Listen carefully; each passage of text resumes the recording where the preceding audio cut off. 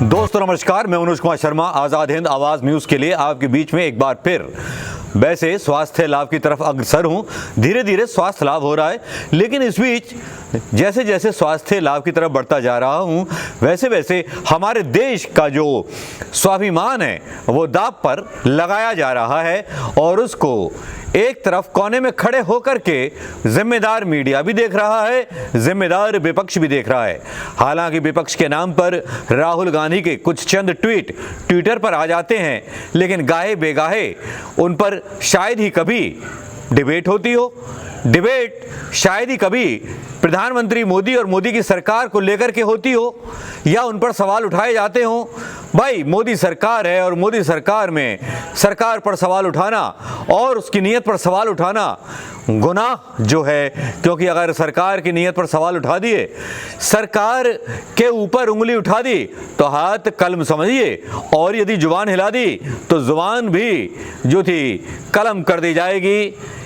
इस हिंदुस्तान में, नए हिंदुस्तान में प्रधानमंत्री मोदी के किसी भी हुक्म के खिलाफ बोलना बेअदबी मानी जाएगी और उसको सजाए मौत या वतन से बाहर भेजने की सजा तफजीज या तजवीज़ की जाएगी।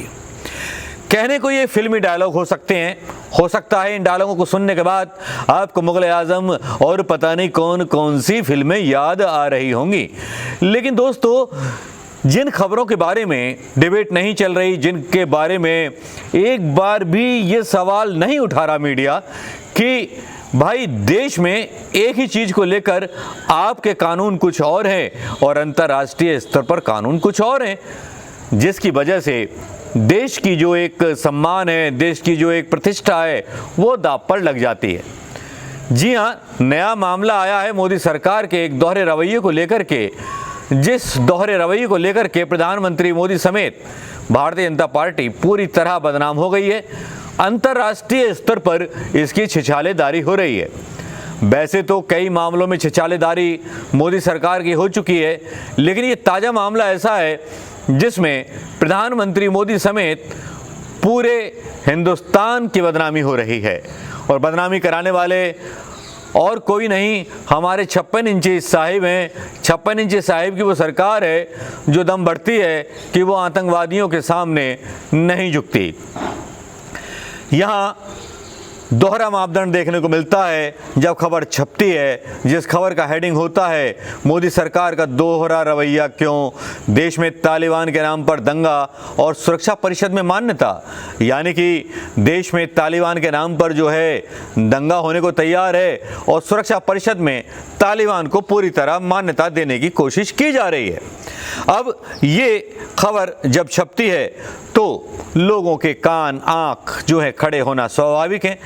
खबर कुछ इस तरह से है कि संयुक्त राष्ट्र में भारत के स्थायी राजदूत रहे सैयद अकबरुद्दीन ने अपने ट्विटर हैंडल पर संयुक्त राष्ट्र सुरक्षा परिषद के 27 अगस्त और 16 अगस्त के बयानों के स्क्रीनशॉट जो हैं साझा करते हुए लिखा है कि कूटनीति में एक पखवाड़ा काफ़ी लंबा समय होता है।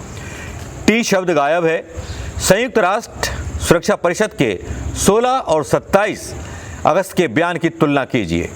गौरतलब है संयुक्त राष्ट्र सुरक्षा परिषद ने 27 अगस्त को जारी अपने बयान में 16 अगस्त के बयान में तब्दीली करते हुए तालिबान शब्द को हटा दिया था। यह तब्दीली महज 11 दिन के अंदर की गई। गौरतलब है कि काबुल एयरपोर्ट पर बम धमाकों में 150 से अधिक लोग मारे गए और उनके मारे जाने के बाद एक दिन बाद भारत ने 27 अगस्त को यूएनएनसी अध्यक्ष त्रिमूर्ति ने एक बार फिर सुरक्षा परिषद की ओर से बयान जारी किया। इस बयान में 16 अगस्त वाले बयान का भी जिक्र था, लेकिन इसमें तालिबान का कोई जिक्र नहीं था। अब आपको बता दें कि भारत इस समय अगस्त माह के लिए सुरक्षा परिषद का स्थायी सदस्य है, अध्यक्ष है, सदस्य नहीं अध्यक्ष है, और पूरा निर्णय लेने का अधिकार भारत को है, जो कि एक परंपरा है। सैयद अकबरुद्दीन लिखते हैं, in diplomacy a fortnight is a long time, the T word is gone, यानी तालिबान यहाँ से हटा दिया गया।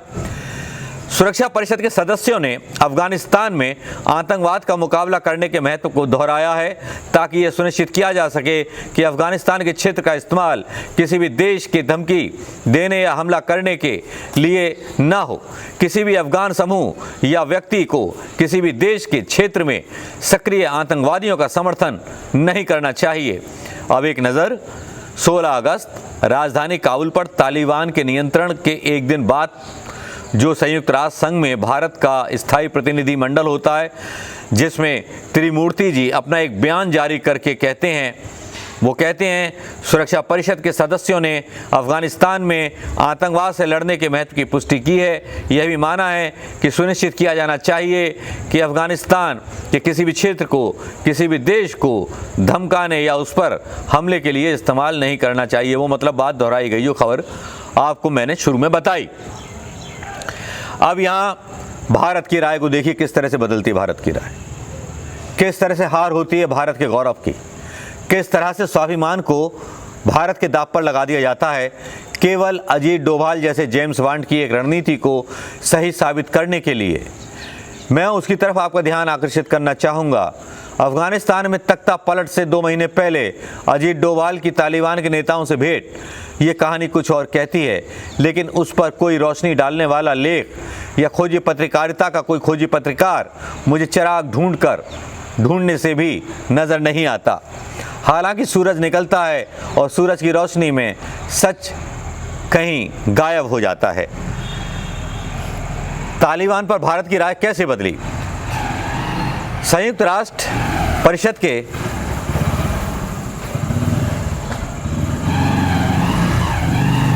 ताज़ा बयान से तालिबान शब्द का आतंकी के संदर्भ से हटाया जाना इस बात को पुख्ता करता है कि भारत सरकार का स्टैंड तालिबान के प्रति न सिर्फ नर्म हुआ बल्कि वो तालिबान को स्टेट अथॉरिटी के रूप में भी देख रहा है। भारत वह तालिबान को लेकर सिर्फ भारत का ही नहीं बल्कि संयुक्त राष्ट्र सुरक्षा परिषद के झंडे के तले आने वाले सभी देशों का रुख दर्शाता है। तालिबान का समर्थन करने वाले देशों पर हो रही है कार्रवाई।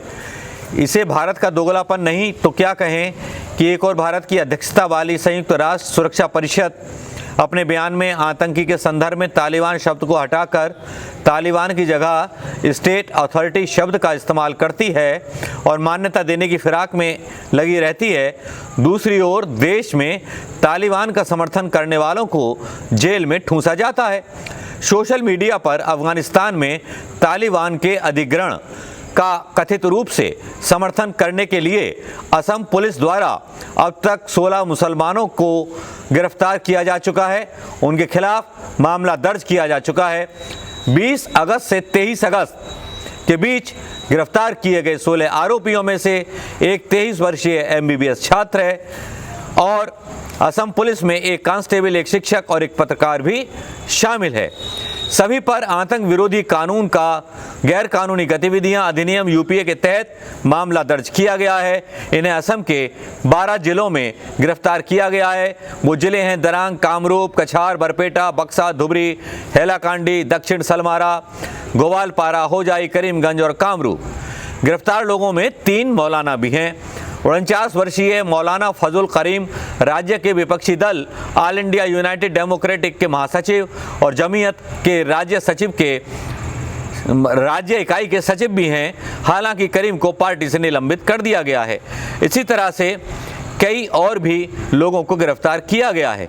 19 अगस्त गुरुवार को एक टीवी डिबेट में अफगानिस्तान के हालात को भारत से बेहतर बताने, तालिबान की तुलना RSS, BJP और बजरंग दल से करने, अफगानिस्तान से ज़्यादा क्रूरता हिंदुस्तान में बताने, अफगानिस्तान पर तालिबान का अंदरूनी मामला बताने पर मशहूर शायर मुनव्वर राना के खिलाफ अखिल भारतीय हिंदू महासभा के अध्यक्ष शिशिर चतुर्वेदी ने भी केस दर्ज करा दिया है। यहाँ एक तरफ भारत सरकार देश के अंदर तालिबान का विरोध जताती है क्योंकि उसकी अपनी राजनीति एक वोट बैंक की राजनीति है, लेकिन अंतर्राष्ट्रीय स्तर पर उसी तालिबान को मान्यता देने के लिए सीना खोलकर तैयार रहती है। ये दोगलापन नहीं तो क्या है? ये देशभक्ति के विरुद्ध वो भाव नहीं तो क्या है जिसके विरुद्ध कभी कभी भारतीय जनता पार्टी के नेता कहते हैं कि तालिबान के समर्थन में बोलने वालों को पाकिस्तान भेज दिया जाएगा। तो भारतीय जनता पार्टी के प्रधानमंत्री और नेता कब पाकिस्तान जा रहे हैं, ये कम से कम बताना चाहिए। दोस्तों, कैसी लगी ये रिपोर्ट पर अपनी बात और अपने स्टेटमेंट जरूर दीजिएगा, कमेंट कहिएगा। दोस्तों नमस्कार, जय हिंद।